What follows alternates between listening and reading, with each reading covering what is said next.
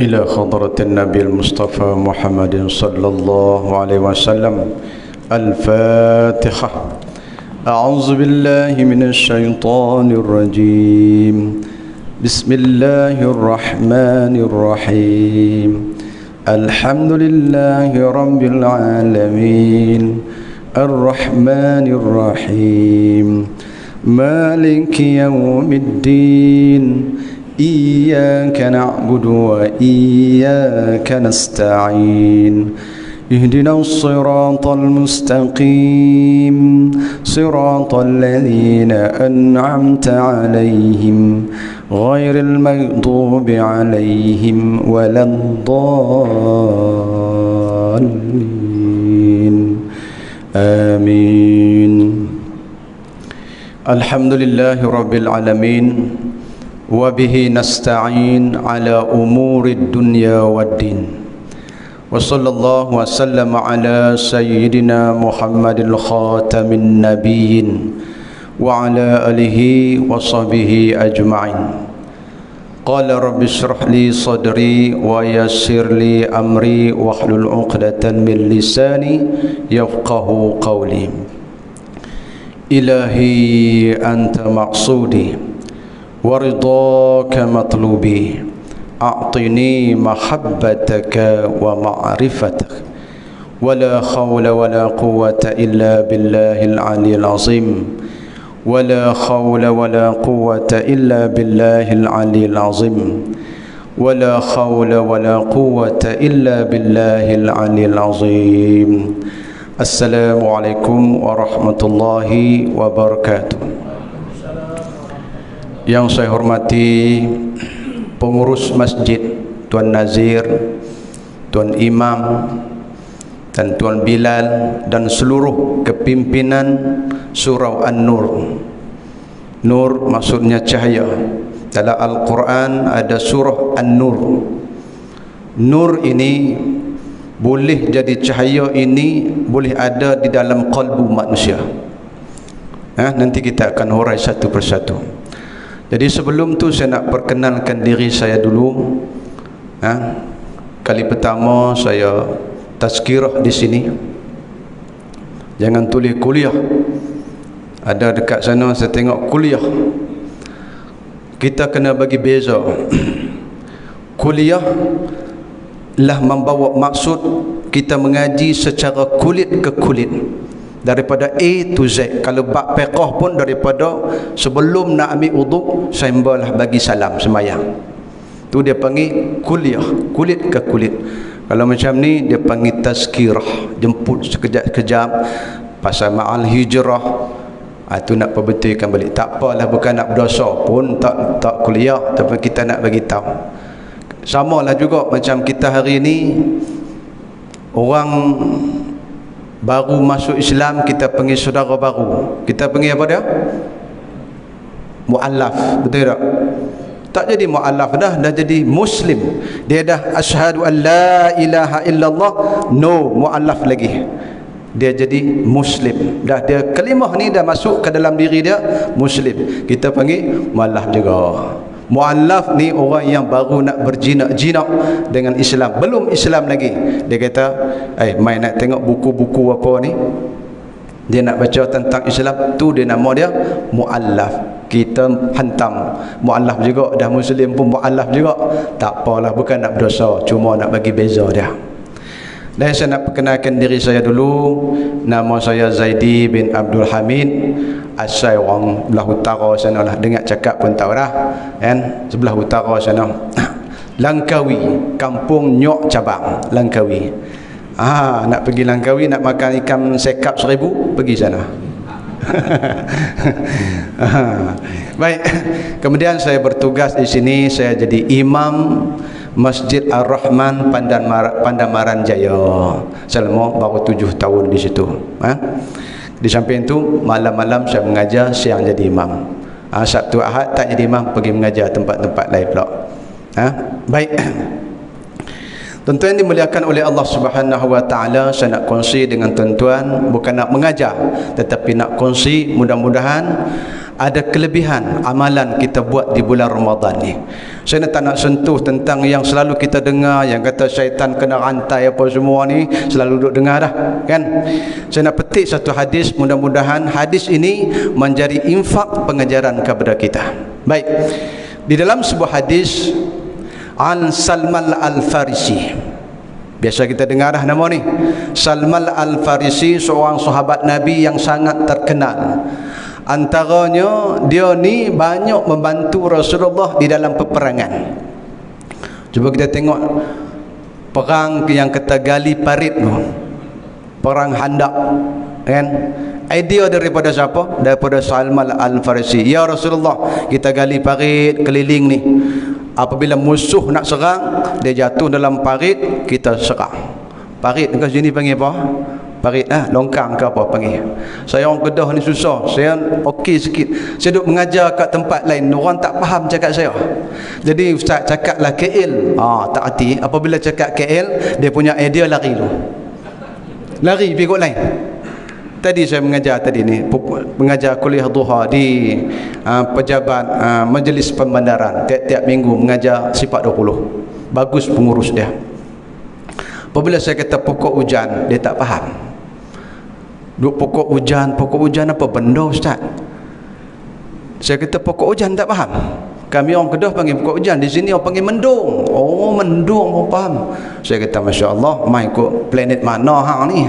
Pokok hujan tak faham kan.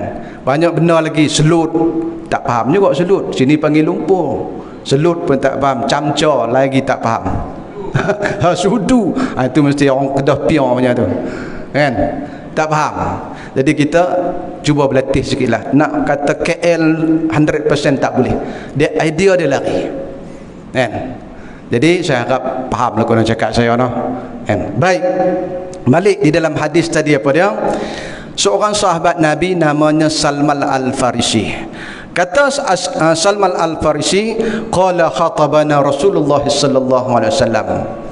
Satu hari kami duduk berkumpul dengan kawan-kawan semua, sahabat yang lain. Ramai kami duduk di ramai-ramai ni, berkumpul buat bulatan, duduk sembang-sembang. Tiba-tiba Nabi sallallahu alaihi wasallam datang kepada kami.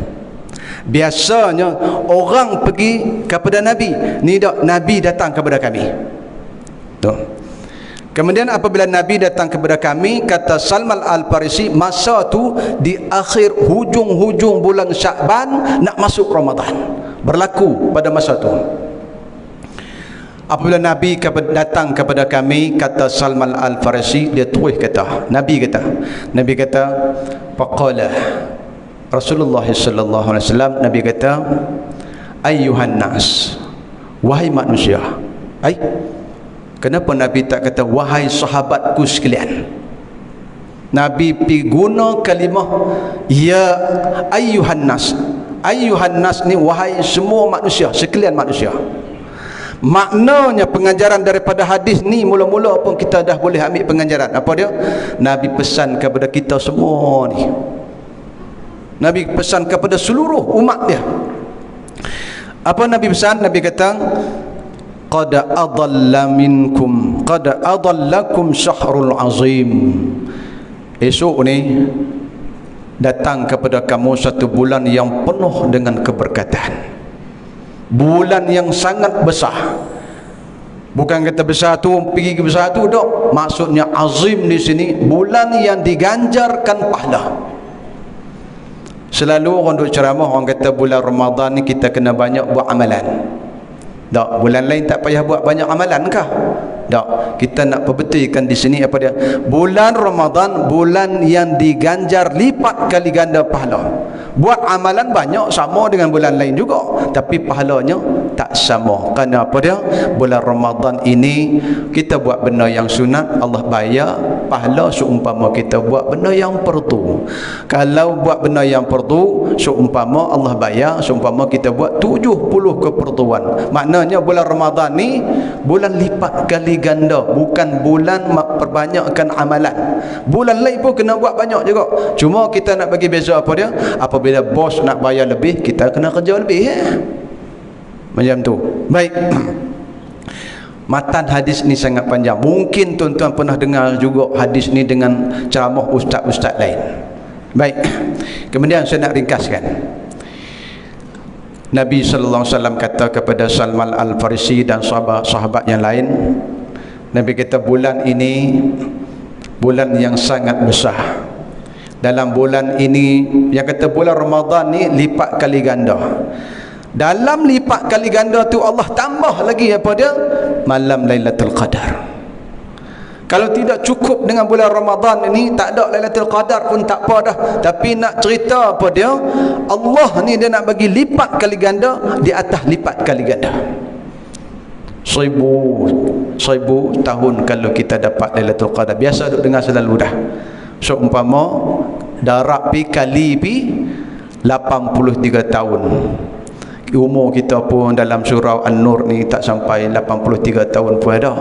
Tapi kalau kita dapat Lailatul Qadar semalam ya tuan-tuan, seumpama kita beribadat 83 tahun taman sempurna. Masya Allah. Abudlah saya pesan diri saya dan juga tuan-tuan semua, mungkin inilah Ramadan yang terakhir pada kita, wallahu alam. Minta apa dia? Temukanlah Lailatul Qadar kepada kita semua dengan usaha. Ada orang dia dengar saja kata Lailatul Qadar ganjaran sekian-sekian, tapi usaha dia tak ada. Tak mau jadi macam itu. Baik. Yang seterusnya dalam hadis ni apa dia? Nabi sallallahu alaihi wasallam pesan 4 benda. Nabi kata, ayuhan nas, wahai manusia, Ramadan bulan yang azim. Yang seterusnya Nabi pesan 4 benda. Yang pertama Nabi kata, fasyahadatu alla ilaha illallah. Yang pertama, benda yang tidak kamu kena perlukan benda ni. Apa dia? Yang pertama, banyak mulut kita, lidah kita basah dengan kalimah la ilaha illallah. Nabi pesan. Belum masuk Ramadan lagi ni, dalam hadis ni cerita dia, Nabi dah awal-awal Nabi dah bagi pesan dah. Masuk bulan Ramadan nanti Nabi kata kalimah la ilaha illallah ni perbanyakkan zikir. Kenapa tuan-tuan? Kita biasanya bulan Ramadan kita banyak baca Al-Quran, betul tak? Banyak sedekah, banyak semayang malam. Tetapi amalan ni semua dikhususkan tertentu saja. Baca Al-Quran mungkin lepas semayang kita baca, sebelum nak semayang kita baca, kan? Tapi masa kita memandu kereta, masa kita kat pejabat, kita baca tak Quran? Tak baca. Jadi Nabi kata setiap masuk bulan Ramadan, 1 second, 1 saat pun hubungan kita dengan Allah jangan bagi putus. Jadi macam mana amalan itu? Zikrullah la ilaha illallah. Besar tuan-tuan kalimah ni. Kalimah inilah yang membezakan kita Islam dan kafir. Kalimah inilah yang membezakan kita surga atau neraka. Kalimah inilah daripada kita lahir di dunia ini dah ada dengar kalimah ni, iaitu azan. Ayah kita azan di telinga, duduk dalam talam tu, duduk dalam dulang tu dah azan. Nak mati nanti kalimah ni juga dimasukkan ke dalam telinga kita. Apa dia? Ditalkinkan kepada kita saat kita nak mati. Kalimah ni kalau kita sebut di bulan yang lain, bukan bulan Ramadan, Nabi SAW kata pada tamul mizan, penuh neraca timbangan di akhirat nanti sekali saja kamu sebut kalimah ini. Apabila kamu sebut, penuh neraca timbangan. Kemudian di dalam hadis yang lain, sekali kita sebut kalimah ni bergegar aras. Masya Allah, dalam hadis sudah sebut. Apatah lagi kita sebut di bulan ganjaran kalimah ni. Sebab itulah kita kata, ada orang baca hadis yang kata bulan Ramadan ini syaitan dirantai, diikat, kan? Supida, diikat dengan rantai besi yang diperbuat daripada api neraka. Yang ni yang jadi persoalan di kalangan ulama. Ada ulama kata syaitan-syaitan yang ganah saja dirantai. Ada ulama kata syaitan-syaitan semua dirantai. Persoalannya, kenapa bulan puasa ada juga mencuri? Kenapa bulan puasa ada juga orang yang bunuh orang? Kan? Kenapa? Ulama tasawuf. Ulama tasawuf dia menghuraikan kenapa bulan-bulan ini ada juga maksiat. Bukankah Allah dah rantai segala syaitan-syaitan ni? Kerana ada sebelum lagi nak masuk Ramadan, manusia ada titik-titik hitam di dalam kalbu mereka. Setiap kali maksiat yang kita buat, dosa yang kita buat, satu titik hitam yang melekat di hati kita.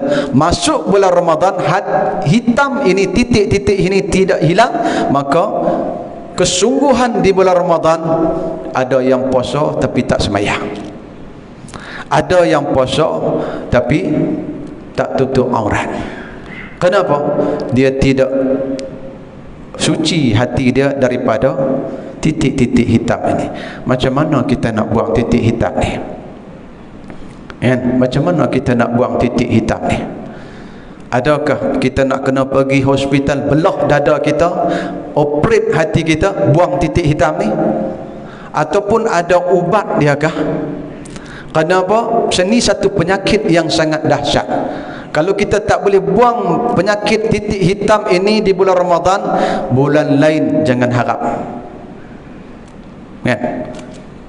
Sedangkan Allah kata di dalam Al-Quran, tiap-tiap satu penyakit ada ubatnya. Betul tak? Tiap-tiap penyakit, sebutlah penyakit apa, Allah kata tiap-tiap satu penyakit ada ubatnya. Pergi hospital, jumpa doktor, wahai doktor, bagilah ubat. Ubat apa nak ambil ni? Ubat nak buang ni titik-titik hitam dalam hati aku. Doktor kata, ni hari ni dah makan ketum belum? Dia kata. Tapi Allah kata maknanya tak ada ubat pada sisi manusia, tapi Allah kata ada ubat dia. Ubat dia tuan-tuan, Nabi SAW sebut, dalam Al-Quran pun ada sebut ubat bagaimana nak cuci. Kerana setiap kotor, satu-satu benda yang kotor pasti ada pencuci dia. Badan kita kotor, ada pencuci dia, sabun. Kereta kita kotor, ada pencuci dia. Hati kotor, nak buat macam mana? Nak pergi jumpa doktor, suruh cuci? Tak ada. Tapi Allah kata ada. Pencuci dia ialah kalimah la ilaha illallah. Perbanyakkan sebut kalimah la ilaha illallah ini. Sekali kita sebut, satu titik hitam jatuh. Sekali kita sebut, satu titik hitam akan jatuh. Dalam Al-Quran ada sebut zikran kasira, berzikirlah banyak-banyak kepada Allah Subhanahu wa ta'ala. Banyak lagi ayat-ayat Al-Quran, cuba kita tengok. Tapi kita tak buat zikir ini. Sebab itulah saya mengajar di satu tempat bab tasawuf. Tasawuf ni banyakkan dia zikirlah amalan dia. Mengajar di satu tempat, apabila saya kata zikir ni boleh jadi wajib, tak berzikir berdosa. Main satu pakcik duduk tengah mengajar ni, duduk depan ni, dia main kata, ustaz ni hang mengajak tamana, hang belajar tamana, berzikir ni wajib, yang kami tahu ni sembahyang wajib, puasa wajib, zakat wajib, berzikir wajib ni kami tak pernah dengar lagi. Mengaji tamana, tolong habaq mai kat pakcik Ustaz. Dia ustaz dah tapi ustaz waha aja, B itu tambah sendiri.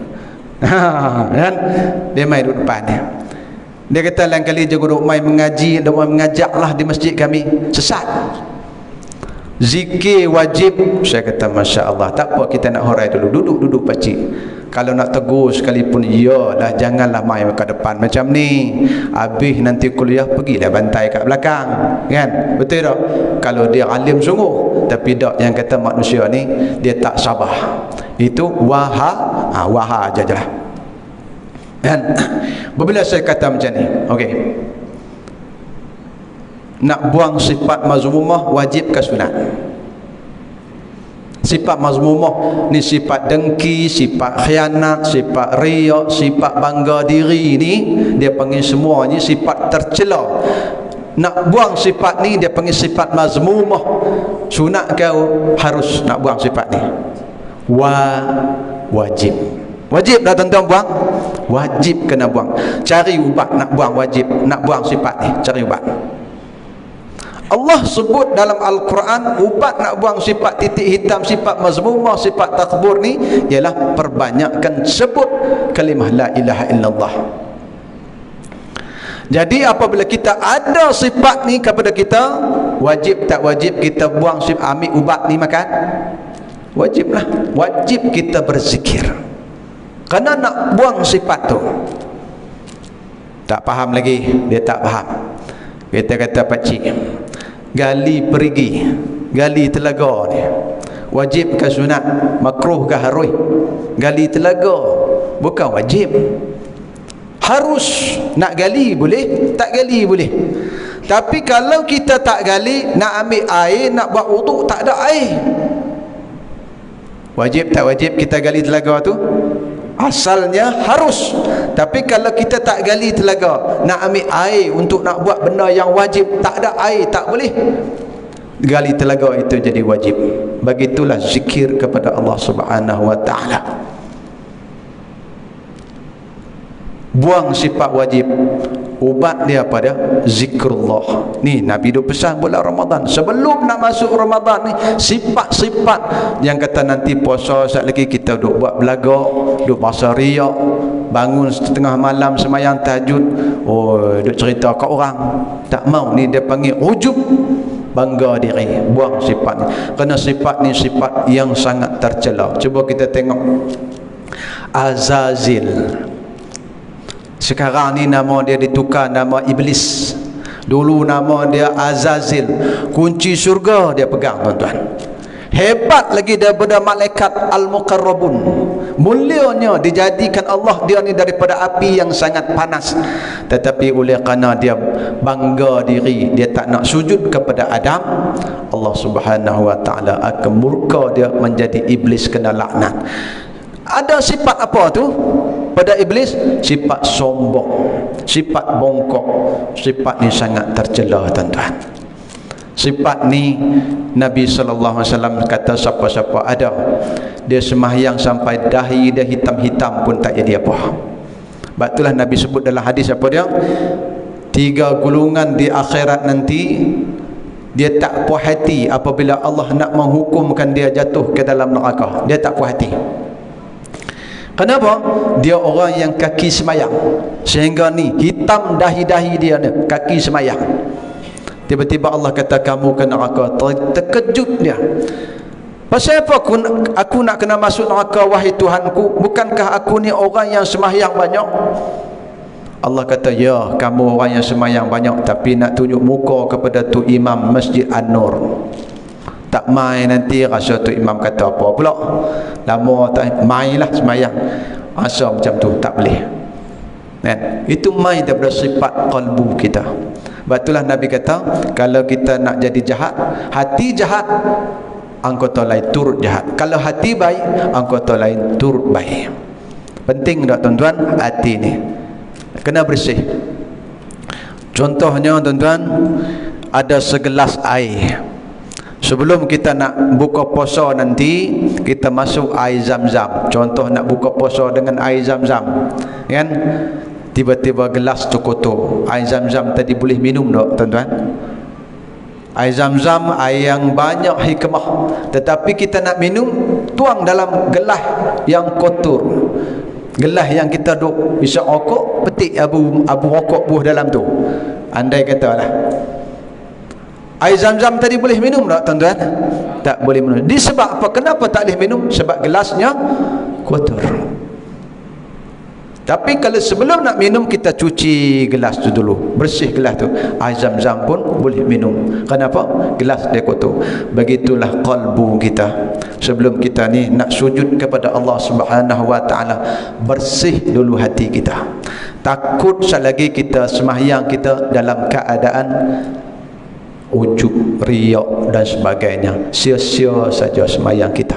Berasa duk semayang dah, berasa ni duk sujud lama dah, berasa duk baca Quran lama dah, tapi kalau ada sifat ni, oh habis. Sifat ni dia sifat yang memboleh memakankan pahala amalan kita. Sifat ni dengki, duduk di taman macam ni, pasu bunga lebih sikit mari kat rumah kita, kita tarik pergi balik, pergi ke rumah dia, marah. Duk rumah taman ni saya tahulah, saya jadi tok imam, selalu duk mengadu. Tok imam jiran saya ni pasu bunga duk letak lebih daripada makan sepadan mai ke rumah saya. Duk main mengadu, kita kata tak apalah sahabat, tarik balik. Jiran punya pasal. Dengki khianat ni tuan-tuan, puasa kita clear dia makan habis. Seperti mana api memakan kayu yang kering. Penting tuan-tuan kita cuci gelas dulu, baru kita sembah Allah. Takut sekali lagi gelas kita tak bersih, pahala sembahnya Allahnya sempurna elok, sembahyang elok, tetapi pahala tak ada, rugi kita. Yang kedua, sebelum kita sembah Allah, kita kena kenal dia dulu. Kenal Allah. Saya harap di sini ada mengaji sifat 20. Ada nah? Ada. Perbanyakkan surau ni mengaji sifat 20. Ini sifat ilmu yang asas. Kami dulu saya mengaji, belajar dekat pondok di Raknong, Thailand, 10 tahun di sana. Saya tak mengaji di Mesir mana, kita kat situ aja mengaji. Sijil besar bulu mata pun tak ada. Dan mengaji kerana Allah, nak kenal Tuhan. Sebelum kita nak sembah Tuhan kita kena kenal dia dulu. Takut kita tak kenal dia. Jadi kita duk tahu kata Allah Tuhan kita ni melalui keturunan kita, lahir keturunan Islam, kita pakai yang tu je. Tak boleh. Kalau pakai yang tu saja, kafirun. Tak boleh. Kena mengaji macam mana? Mengaji setiap mukallaf kena faham satu-satu. Mengaji wujud qidam tu apa? Mengaji nak kenal Tuhan. Masuk dalam kubur pun orang kata apa dia? Ma rabbuka. Malaikat akan tanya, siapa Tuhan kamu? Kalau kita tak kenal tuan-tuan, habis lah. Yang selama ni kita kenal melalui keturunan Warramli Ibnul Al-Arabi, illa ma'rifatullah. Siapa-siapa yang tak kenal Allah melalui pengajian dia, kafirun. Pada hakikatnya dia kafir. Bimbang tuan-tuan hari ni. Sebab tu saya bincang dengan ulama-ulama pondok ni. Hari ni setiap 1 kilometer tahfiz. Setiap kali banyak tahfiz. Kenapa tak buka pondok? Mengaji, mengajar anak-anak kita sifat 20, ilmu fiqh, ilmu tasawuf, ilmu tauhid. Pun tak ada orang tuan-tuan. Risau kita kena makin ke belakang ilmu ni. Sedangkan inilah ilmu asas. Sebelum kita nak sembahyang, kita kena kenal sembah dia dulu. Jangan jadi hari ni oleh kerana kita jauh dengan sifat 20 ni tuan-tuan, macam-macam pembawakan yang ada dalam masyarakat. Cuba tengok dalam YouTube, Tuhan di atas langit pun ada. Betul tak? Saya duduk tengah mengajar di satu tempat juga, mainlah macam itulah. Habis mengajar baru-baru ni pasal Isra' Mi'raj, kan, cerita pasal Isra' Mi'raj. Orang jemput saya ceramah di satu tempat, kita ceritalah Isra' Mi'raj ni pasal Nabi naik atas langit, terima sembahyang daripada 50 waktu sampai dah 5 waktu. Kemudian saya katalah, bukan Tuhan di atas langit, walaupun Nabi naik jumpa atas langit.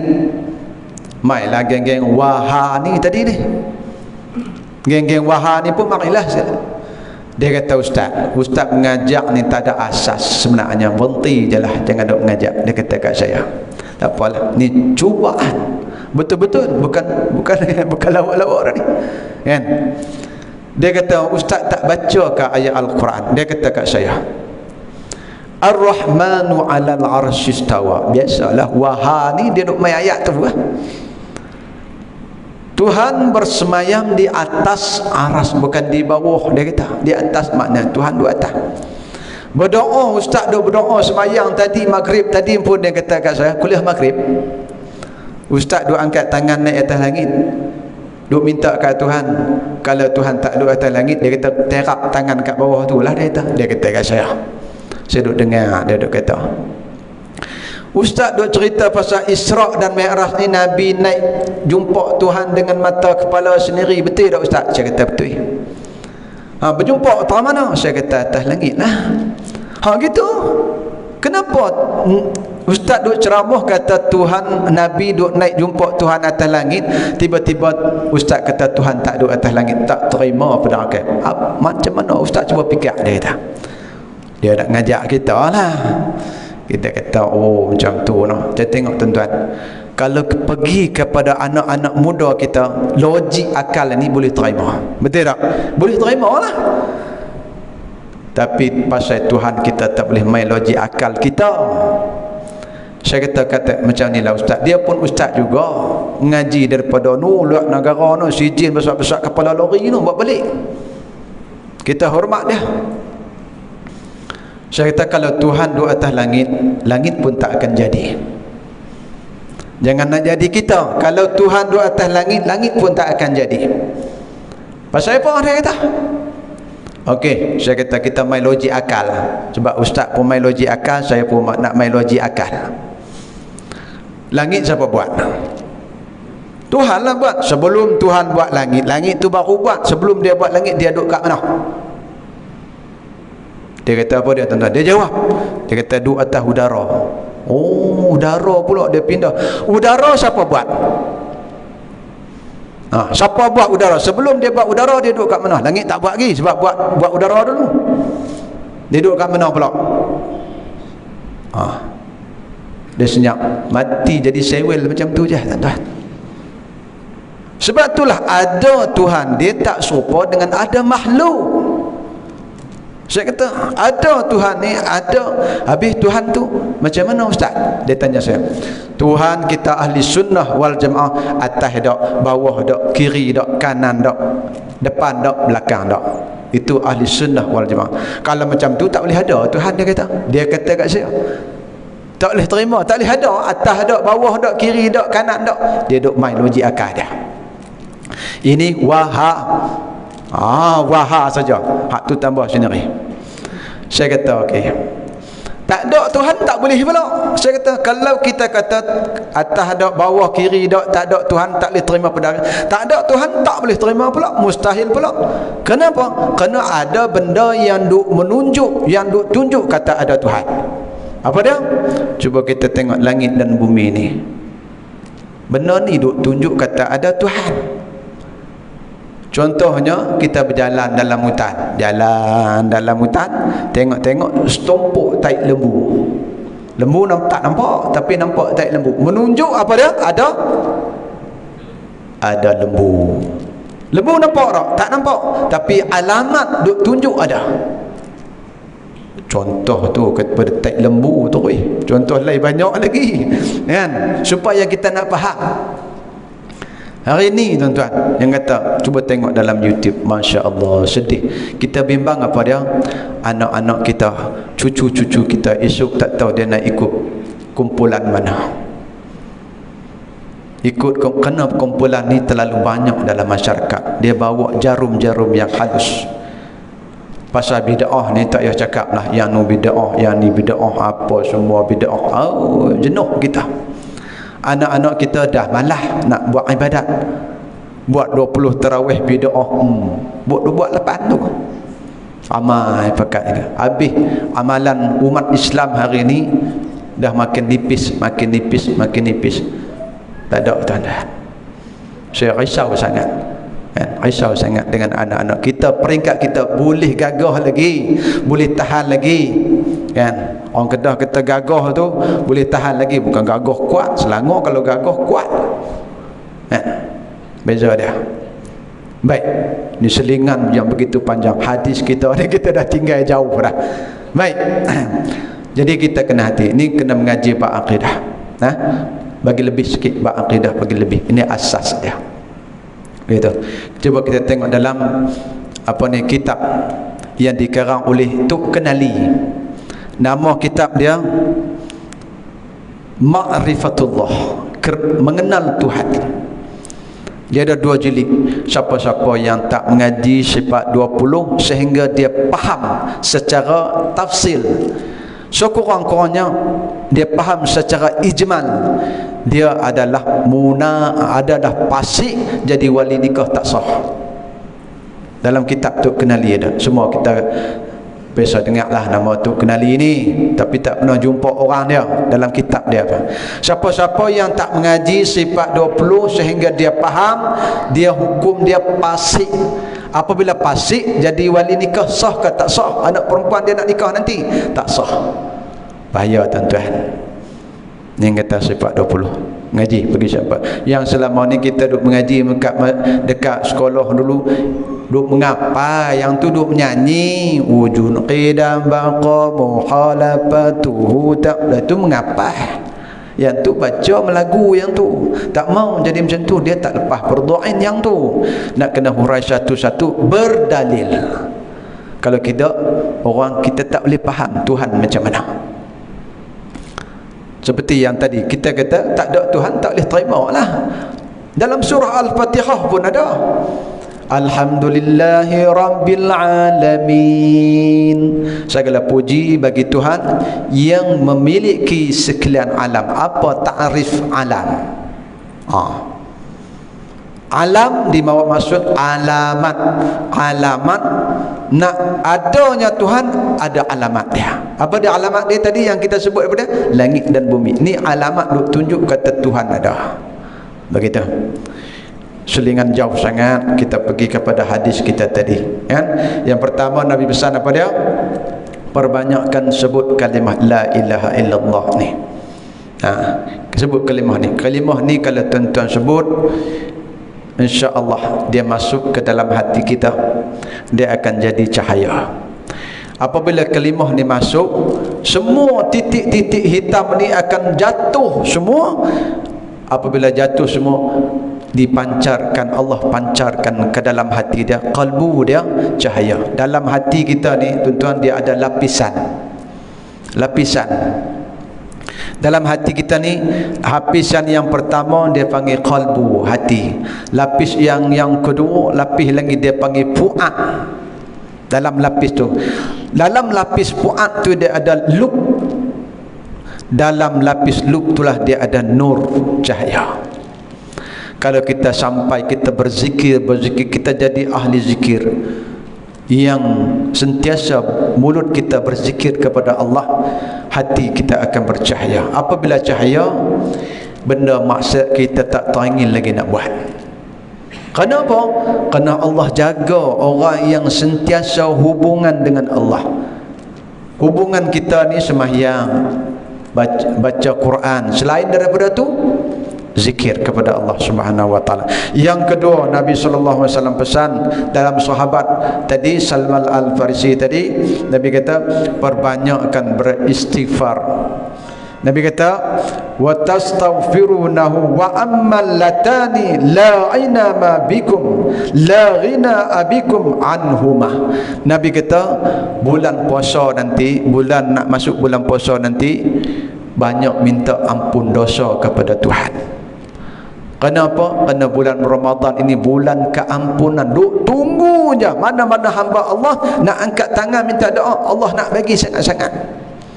Minta ampun banyak-banyak di bulan Ramadan. Bangun tengah malam tuan-tuan, semayang tahajud, semayang taubat, semayang macam-macam semayang ni, menangis kalau boleh, paksa air mata bagi keluar. Walaupun buat tak jadi pun menangis macam Piramli ambil buh macam tu pun jadilah.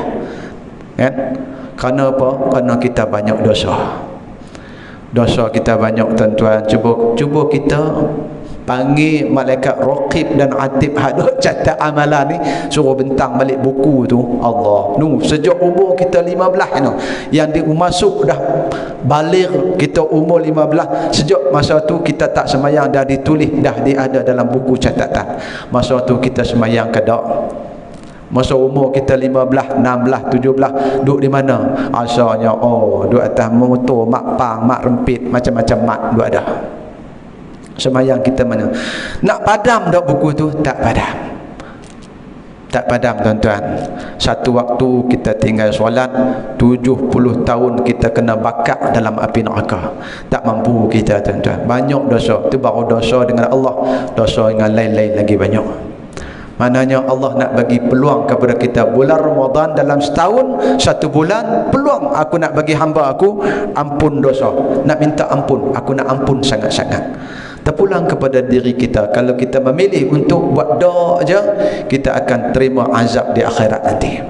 Kalau kita memilih untuk menyesal sungguh-sungguh, kita akan selamat di akhirat nanti. InsyaAllah tuan-tuan, saya pesan diri saya, ini peluang kita bulan Ramadan ni. Bangun tengah malam, kunci jam.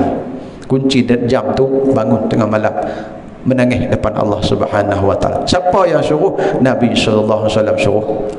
Orang tanya Aisyah, "Ya Aisyah, apabila masuk bulan Ramadan ni, Rasulullah amalan dia macam mana?" Aisyah jawab apa dia? Nabi sallallahu alaihi wasallam apabila dia berdoa seolah-olah macam nak tersungkur kerana takutnya kepada Allah Subhanahu wa taala. Tawaduknya berdoa bulan Ramadan. Aisyah kata Nabi sangat tawaduk, hati dia getar takut kepada Allah. Nabi, apatah lagi kita tuan-tuan, kita yang banyak dosa ni, lagi-lagi jangan duk puasa main semayang, cukup dah, jangan tuan-tuan, jangan. Kerana apa dia, kita tak tahu semayang kita terima ke tak lagi ke, kita tak tahu, perbanyak. Tu yang kedua Nabi pesan.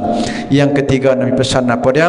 Nabi kata fatas'alunallaha jannah. Masuk bulan Ramadan nanti Nabi kata minta syurga bagi banyak-banyak, minta syurga kepada Allah banyak-banyak. Nabi pesan macam tu kepada Salman Al-Farisi dan sahabat-sahabat yang lain.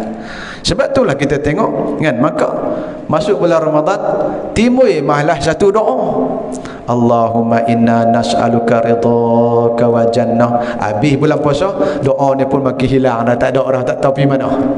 Betul tak? Perasan tak? Ini sabit daripada hadis Nabi sallallahu alaihi wasallam. Begitu. Cara apa sampai pukul berapa ni? Toduk tibai sedap-sedap ni. Orang kat bawah tu tahulah. Sampai pukul berapa? Tak. 5 minit lagi. 5 minit. Cepatlah kali tu. Kan? Baik. Yang apa dia tadi? Yang ketiga, perbanyakkan minta syurga kepada Allah Subhanahu wa taala, kerana syurga dibuka pada bulan Ramadan, ke-88 pintu Allah buka untuk nak permudahkan hamba-hamba mana nak masuk syurga, minta masuk syurga. Kemudian Nabi sallallahu alaihi wasallam kata yang keempat, Nabi pesan kepada sahabat ni, wa ta'awwazu nabihi minan nar, minta jauh banyak-banyak daripada neraka bulan puasa ni, maka pintu neraka ditutup serapat-rapatnya. Ini pembahasan banyak lagi lah, kata ulama. Pintu neraka betul-betul buka ke, betul-betul tutup kan, lagu mana, apa maksud dia? Mana cuba kita tengok bulan Ramadan susah nak cari orang yang buat maksiat. Adalah sekuak dua tu, ada. Itu hasil daripada titik hitam dia, hati dia. Tapi kebanyakan bulan Ramadan hak tak pakai tudung, TV3 pun pakai tudung. Dalam TV3 tengok hari Jumaat baru dia pakai baju kurung, hari lain dia dah tak mau jadi macam tu. Kita jangan jadi manusia yang macam tu, kan? Kemudian Nabi sallallahu alaihi wasallam kata, sebutlah kalimah ni bagi banyak-banyak. Nabi Allah Musa satu hari dia munajat kepada Allah. Dia kata, wahai Tuhanku, bagilah doa aku nak amal. Nabi Musa dia kan kalimatullah, dia boleh bersembang dengan Tuhan, kan? Digelarkan dia kalimatullah. Nabi Ibrahim, Nabi Isa digelar, ada gelar. Nabi kita Nabi Muhammad sallallahu alaihi wasallam digelar dengan Habibullah, kan? Kekasih Allah yang sejati. Nabi Musa satu hari dia kata, wahai Tuhanku, bagilah doa kepada aku nak amal doaku. Kerana apa? Aku hidup dalam zaman Fir'aun, zaman yang sangat mencabar, zaman yang susah. Bagilah doa kepada aku nak berdoa, aku nak amalkan doaku. Allah suruh dia sebut kalimah la ilaha illallah bagi banyak-banyak. Dia kata pada Nabi Musa ni, yang tu selalu dah engkau bagi kepada hamba-hamba lain pun doa yang tu, aku nak doa yang special. Nabi Musa ni minta kat Tuhan macam tu, doa yang special, doa yang kata kalimah la ilaha illallah itu selalu aku duk zikir selalu dah. Kepada umat-umat lain dan nabi lain pun kamu duk bagi kalimah tu juga, nak yang special lagi. Allah Subhanahu wa taala kata kepada Musa, hei Musa, kalau kamu ambil seluruh isi dunia ni timbang dengan kalimah ni, tentu kalimah ni lagi besar. Tu kalimah ni tuan-tuan, maka ulama tasawuf kata, kalau kita amalkan selalu setiap lepas semayang, kita zikir la ilaha illallah, la ilaha illallah 165 kali, kan? lepas semayang 165 kali. Kalau tak imam tak zikir, kita pergi duduk seorang-seorang, jangan balik lagi, duduk lepas semayang sunat ba'diyah, kita zikir 165 kali.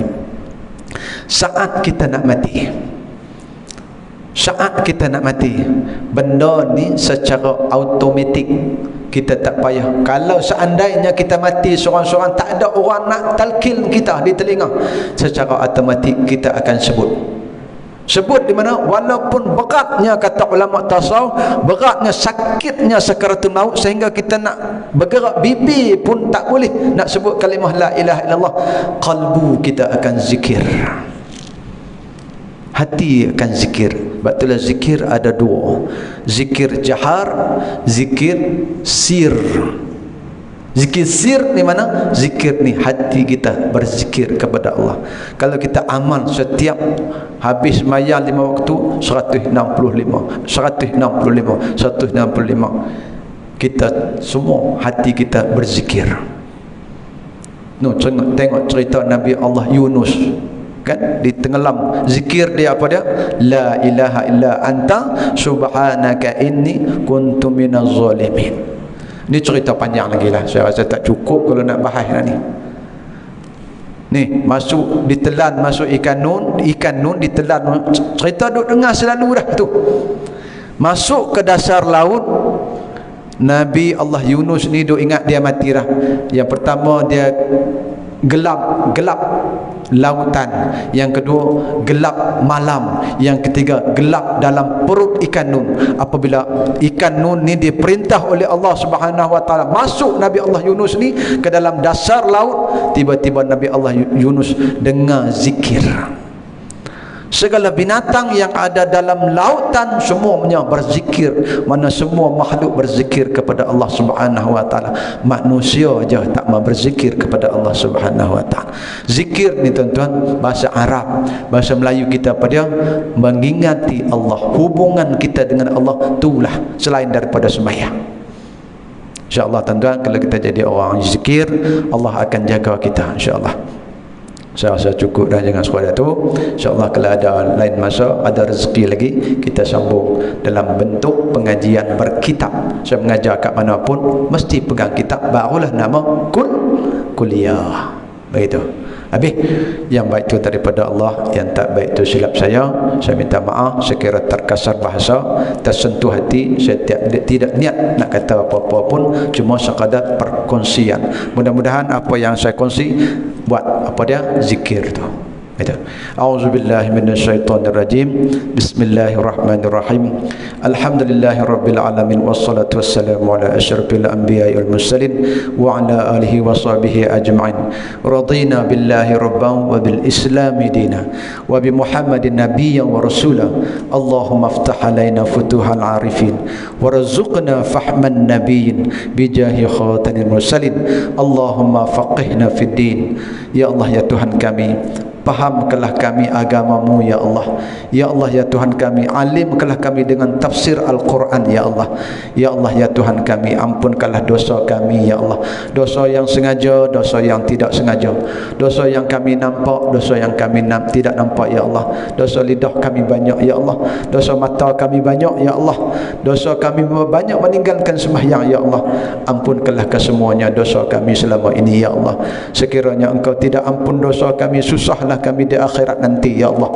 Kami tidak sanggup menanggung azab siksaan kamu yang sangat pedih, yang sangat dahsyat ya Allah.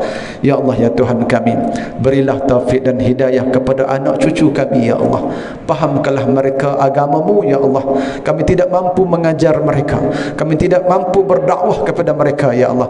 Melainkan kami mohon kepadamu ya Allah, tunjuklah, lorongkanlah kepada mereka lorong-lorong yang lurus ahli sunnah wal jamaah ya Allah. Ya Allah, ya Tuhan kami, berilah kesehatan tubuh badan kepada kami supaya senang kami beribadat di bulan Ramadan ini ya Allah. Ya Allah, ya Tuhan kami, lembutkanlah lidah-lidah kami untuk membaca Al-Quran dan berzikir kepadamu di bulan Ramadan ini ya Allah. Ya Allah ya Tuhan kami, ringankanlah tulang-tulang kami di bulan Ramadan ini untuk kami melakukan amalan sedekah ya Allah. Ya Allah ya Tuhan kami, perkenankanlah permintaan kami yang dhaif lagi miskin lagi hina ini ya Allah.